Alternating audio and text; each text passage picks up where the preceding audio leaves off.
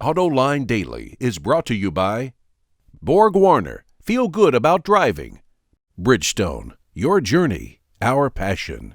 And by Dow Automotive Systems, improving durability and increasing design flexibility with Betamate structural adhesives at dowbetamate.com.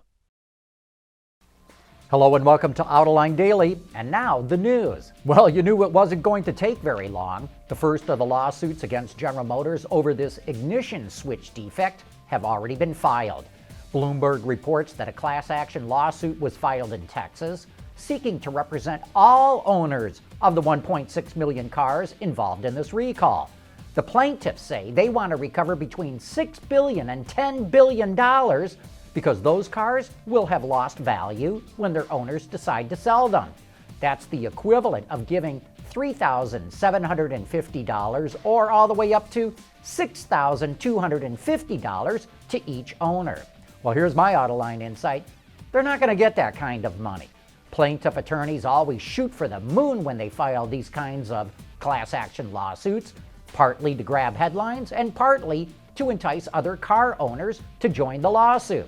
Even if they manage to win a jury trial, these settlements are always greatly reduced when those cases are appealed and are settled by a judge, not a jury. General Motors stock has fallen about 10% to $34 a share since this ignition switch story broke, but one analyst firm sees this as a great buying opportunity.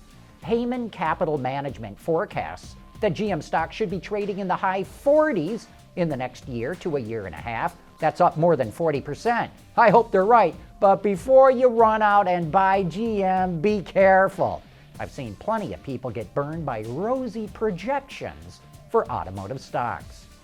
We here at Autoline try to keep you up to date on some of the latest technology coming out of the automotive industry, and one of those technologies is a system from Volvo that can detect how alert a driver may be and adjust the safety systems accordingly.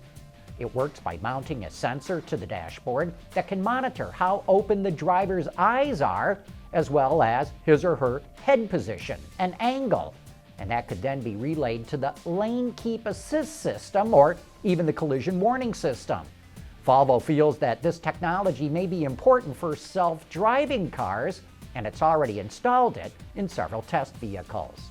The Insurance Institute for Highway Safety just conducted a series of tests that concluded that rear cameras are more effective than parking sensors at helping drivers avoid objects while traveling in reverse. But the IIHS conducted those tests in Los Angeles. And here's my Autoline insight. The Insurance Institute is not testing these in the right places and not testing them thoroughly enough. It needs to test cars with camera lenses coated in dirt and dust and road grime. It also needs to test these cameras at night because some of them have terrible low light resolution.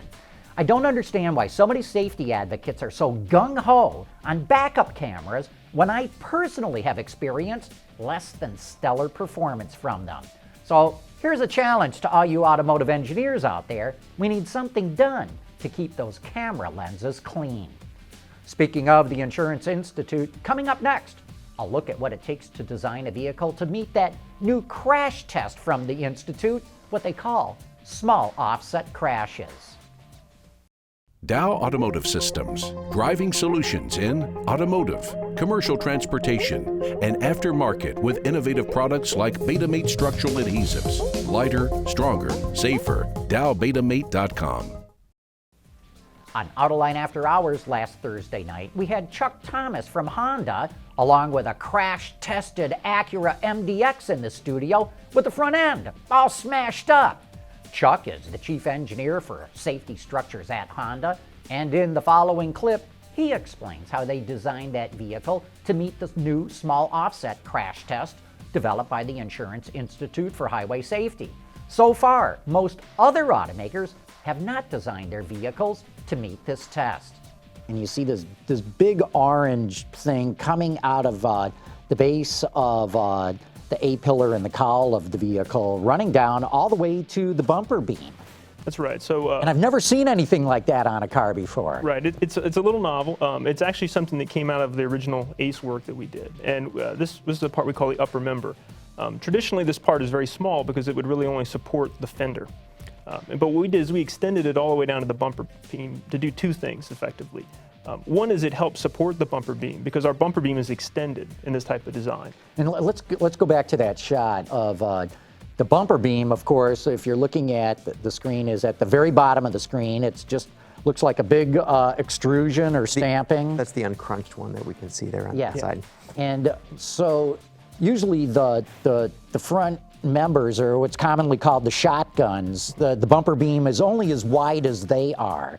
And when you're saying extended, this bumper beam goes out beyond the shotgun. Right, we want to have something that's outboard of the front side frame that's there to interact with in this type of crash. We just don't want empty air up there. We need a structure up there. But then we also need something to support that structure and something that can absorb energy during the crash as we move through the engine compartment. Because normally we would use the side frame, but in these types of crashes, the side frame is not very engaged. So one of the things you see, that large orange sort of trunk type shape, is that upper member. And that structure actually absorbs a lot of the energy as it's crushed. And if you look at, say, the other side of the vehicle where it is crushed, you can see how deformed it is after the crash. Yeah, and we've got that shot up on the screen right now. I mean, it's just smashed. And then once we kind of move through the engine compartment, what's left is, the occupant space. So eventually the crash interface reaches where the occupant is. And what we want to have happen in this type of crash is we want to maintain the integrity of that occupant space, because there's a lot of energy left. This crash is very severe. It's run at 40 miles an hour, so there's a lot of kinetic energy, especially for a large vehicle like the MDX. So when that crash interface reaches the cabin, we need to have the cabin be strong enough to withstand whatever force is left without deforming. So what we've done with the MDX is where we use the highest strength steels, these really high strength hot stamp parts. And particularly the MDX has a ring, one piece of steel ring that forms the ring around the driver's door. And that structure provides a tremendous amount of strength. So when the crash interface and the chassis and everything else that's been driven back into the cabin reaches that area actually doesn't deform. And what that does is it produces a high force against the vehicle cabin. And that high force makes the cabin begin to rotate. So I didn't really bring any videos with me, but your audience can find plenty of them on YouTube on the channel the Insurance Institute runs there. And you can see these kind of crashes. And what will happen is these vehicles like the MDX, when the crash interface reaches the cabin, you'll see the vehicle yaw very quickly. And that yawing is important because what that's doing is it's carrying that remaining energy away as kinetic energy, and it's dissipating that energy as the vehicle turns. Because we want to remove that energy from the equation. We don't want you to have to experience that energy in the crash. There's a lot more to that discussion that you can find on our website right now at Autoline.tv. Just look for Autoline After Hours. Then join us again this Thursday when our guest will be Mose Noland, who worked on so many of Ford's racing engines over so many decades. Anyway, that wraps up today's report. Thanks for watching, and please join us again tomorrow.